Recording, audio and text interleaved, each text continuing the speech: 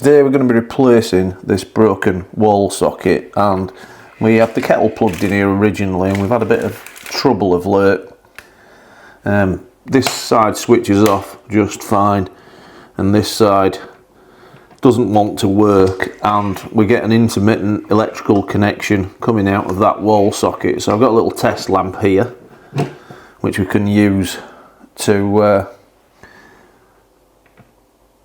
just to check things that we've got power, and you can see we can't switch that off at all, and it's quite temperamental, so enough of that. So the first thing to do is find the circuit and isolate the power. I'll go nuclear and turn all the power off with a big red switch.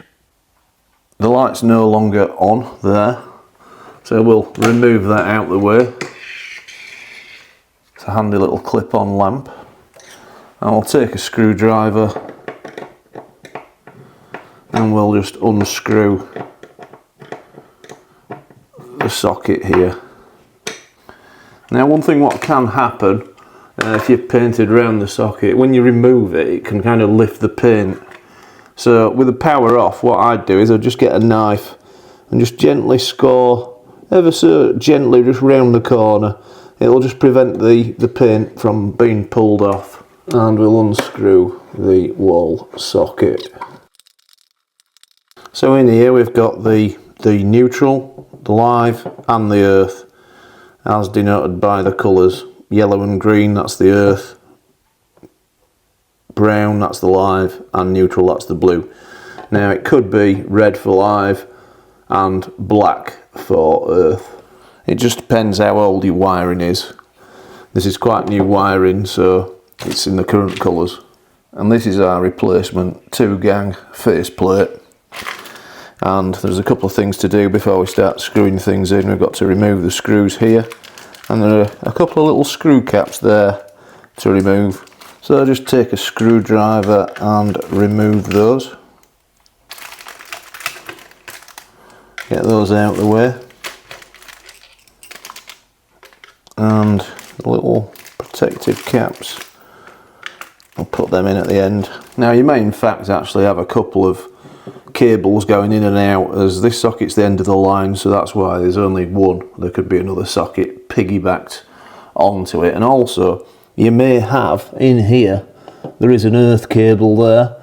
You'll have a separate earth little cable which goes to the earth as well. But we don't have that. What we've got is just the reliance on the socket to earth it with the screws. So the layout of the new socket's different to the old socket, but that should not be a problem as we've got everything clearly marked up. We've got the earth there, it should be denoted by a letter E. The neutral there, that's the blue one, and the live, that's brown or red, and incidentally the neutral could be black. So we'll just copy everything over, and it'll pay to open up these screws to the point where you can easily get the cables in. What we want to achieve is basically, you can see, we want to be clamping down on the copper conductor and not the insulation, so that is acceptable. We don't want to be screwing into anything we shouldn't do. We need a good electrical connection, so give these screws a reasonable nip and everything will be nice and tight and won't work loose and cause other problems. Well, if we just double check, we've got the earth in E and the live in L and the neutral in N, and every one of them is screwed down quite well. So the next stage is to just bend and train the wires so that all fits well, and ensure that everything's nice and tight. You can give it a little tug at each point, and if anything comes off, it's not tight enough. It is more difficult when you've got two cables to deal with and perhaps a separate earth.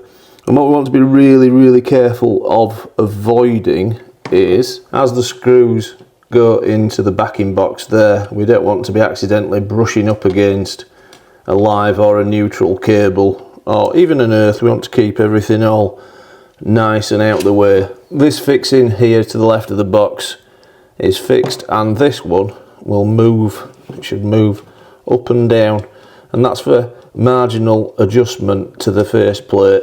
just so you can make it look level, or as level as you can achieve.